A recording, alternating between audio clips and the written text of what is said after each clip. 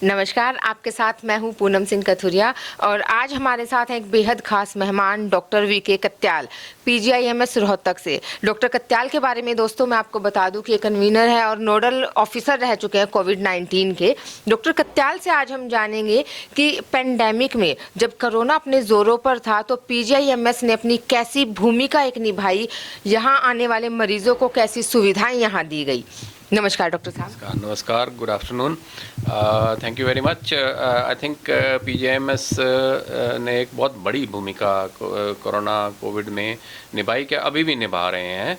और हमने इन्वेस्टिगेशन से लेके उनके पेशेंट्स की ट्रीटमेंट तक और उनकी बाद की पूरी इन्वेस्टिगेशंस तक, इवन पोस्ट कोविड जो उनका स्टेटस है, जो हमारे पास अभी भी पेशेंट वो आते हैं, उसको हम हैंडल कर रहे हैं। तो लेकिन सबसे बड़ी बात थी एक इन्वेस्टिगेशन वर्कअप, जो कि हमारा जो टोटल नंबर ऑफ टेस्ट जो हमने करे हैं वो 2.5-3 लाख से करीब उसको टच कर रहा है आज की डेट में। एंड अभी भी हम 1700-1800 टेस्ट पर डे उसके कोविड के कर रहे हैं, हालांकि इंसिडेंस कुछ कम हुआ है। इसके साथ साथ तो जो सबसे बड़ी भूमिका जो हमारी लैब्स ने तो जो निभाई थी, जैसे पैथोलॉजी लैब है, हेमेटोलॉजी लैब है, ब्लड बैंक है, माइक्रोबायोलॉजी लैब है, इसके साथ जो इंटेंसिव केयर एरिया था, जो कि मॉडरेट और सीवियर कोविड-19 के पेशेंट्स को हैंडल करता था, उसमें पीजीआईएमएस की एक बहुत बड़ी भूमिका निभाई है। इसमें मैं थोड़ा सा I am happy to convey कि यूनिवर्सिटी में हमारे वाइस चांसलर साहब ने मेरे को ये रिस्पॉन्सिबिलिटी मिड जून में दी थी, 19/6 को पिछले साल, और तब से लेके अब तक मैं ये नोडल ऑफिसर की भूमिका निभा रहा हूँ। साथ साथ नोडल ऑफिसर का ये मतलब नहीं था कि मैं सिर्फ ओवरऑल सुपरविजन करता हूँ, मेरा सारा उसको ट्रीटमेंट करने में भी मेरा जिम्मा था।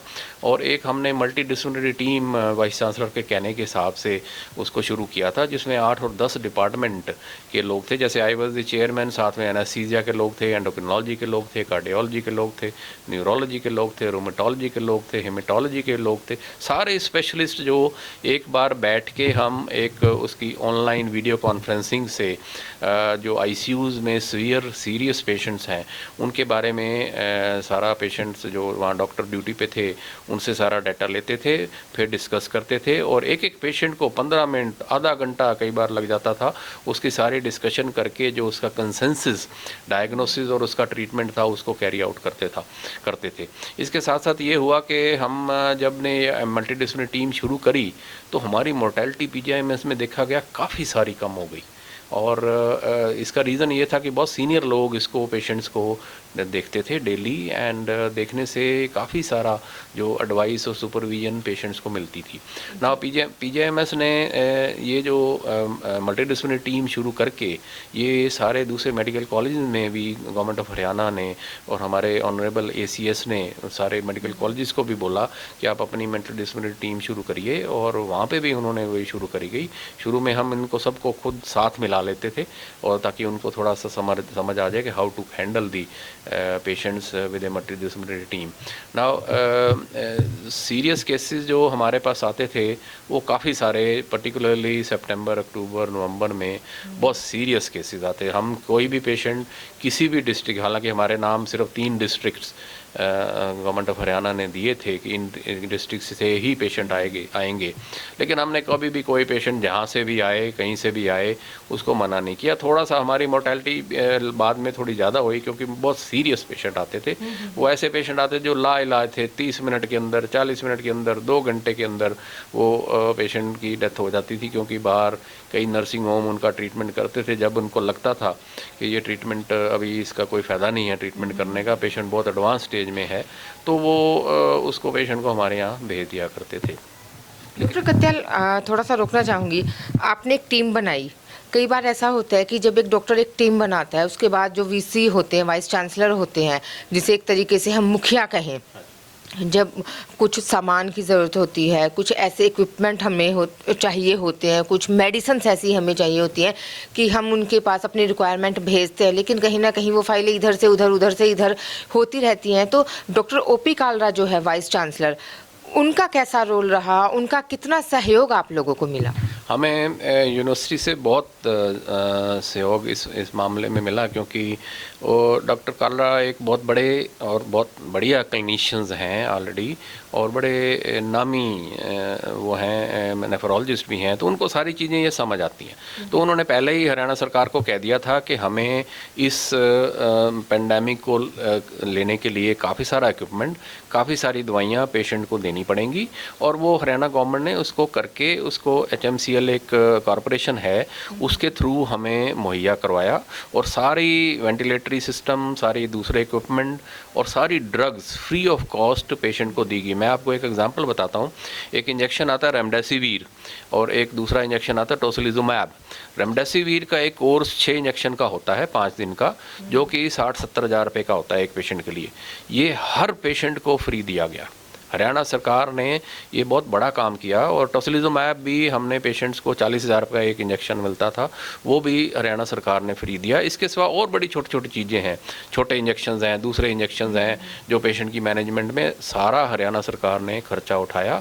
और साथ साथ एक और बड़ी बात थी जो हमारी किचन ने सर्विस दी, पेशेंट्स को 3 बार खाना मिलता था। जिस तरह का खाना उसको चाहिए वो 3 तरह का खाना भी उन्होंने बेड साइड पे पेशेंट को अवेलेबल कराया।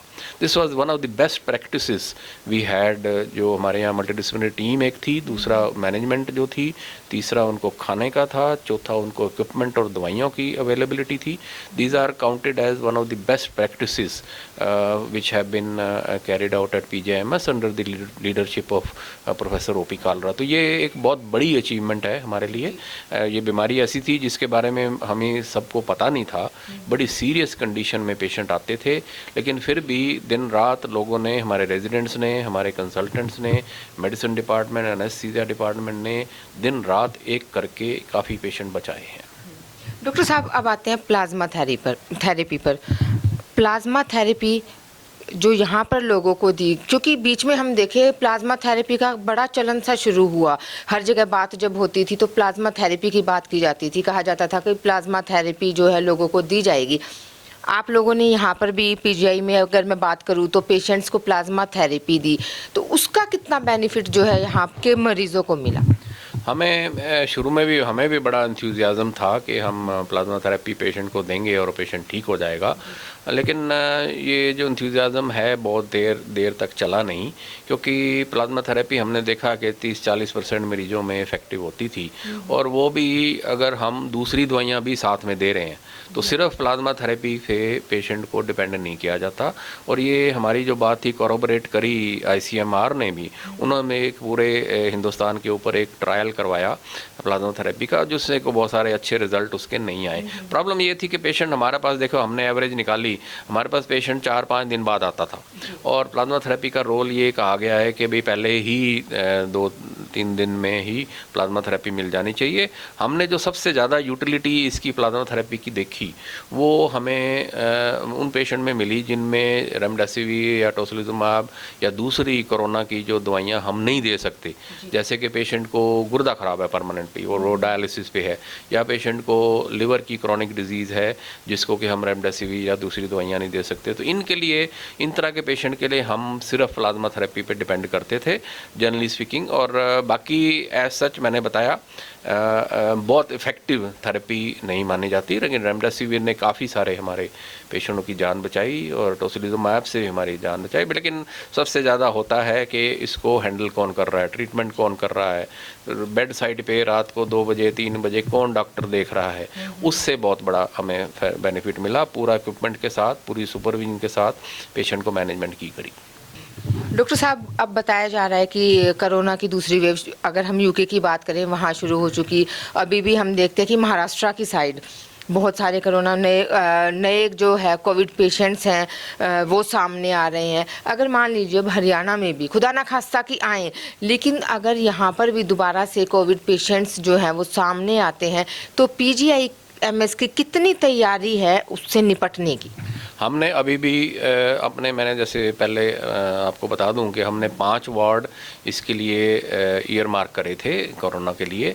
उसके साथ हमने 4 इंटेंसिव केयर यूनिट्स भी ईयर मार्क करी थी। हमने 100 बेड्स इंटेंसिव केयर के इसके लिए ईयर मार्क करे थे। हमने अभी तक कोई भी इसमें से सर्विस जो एरिया हैं उसको डिसमेंटल नहीं किया। हम आधे दिन के अंदर, एक दिन के नोटिस के अंदर जैसे ही वहाँ पे स्टाफ लगाया जाएगा, उसमें दोबारा कोरोना की सर्विस दोबारा प्रोवाइड कर सकते हैं। तो अभी हम पूरी तरह तैयार हैं। हमने काफ़ी कुछ इस दौरान में सीख भी लिया है कि कोरोना के सीरियस पेशेंट्स को कैसे मैनेज किया जाता है। मेरी यही है कि I will pray that this second wave does not come in Haryana, but mutations पूरे इंडिया में कई एरिया में, खासतौर से केरला में और महाराष्ट्र में म्यूटेशन वायरस की देखी जा रही है। और ये म्यूटेशन वाला जो वायरस है ये ज़्यादा कंटेजियस है और ज़्यादा जल्दी इन्फेक्शन पकड़ लेता है आदमी, डिस्पाइट द फैक्ट कि उसको पहले एक बार कोविड हो चुका है या उसके अंदर एंटीबॉडीज़ हैं या इवन वैक्सीन भी लगा हुआ है, तो उसमें भी चांसेस थोड़े से इन्फेक्शन होने के। इट ऑल डिपेंड्स कि ये म्यूटेशन जो किस तरह का है। यूके का जैसे म्यूटेशन था अलग टाइप का था, ब्राज़ील का भी थोड़ा अलग था, अब साउथ अफ्रीका वाला म्यूटेशन सबसे ख़राब है, वो किसी भी वैक्सीन उसमें इफेक्टिव नहीं है। तो इसलिए अब वैक्सीन में भी अल्ट्रेशन और चेंजेस आ रहे हैं कि भाई साउथ अफ्रीका वाला भी म्यूटेशन किया जाए। अभी तक साइंटिस्ट ने हमारे हिंदुस्तान में ये कहा है कि ये म्यूटेशन लोकली हुई है, कोई यूके या वहाँ दूसरी कंट्री से नहीं आई है, वो वाले म्यूटेशन वायरस नहीं है, ये लोकली म्यूटेशन हुई है। तो अभी हम वॉच रखे हुए हैं सारे इसके सिनेरियो पे, और जैसे ही होगा आगे डेवलपमेंट होगा, हमने इमीडिएटली ये डिस्कशन भी हमारी शुरू हो गई है कि हम हरियाणा में इसको मैनेज करने के लिए अगर दूसरी वेव आती भी है तो पूरी तरह तैयार है। हमसे बातचीत के लिए और इतनी अच्छी जानकारी देने के लिए आपका बहुत बहुत शुक्रिया डॉक्टर साहब। Thank you very much. Thank you.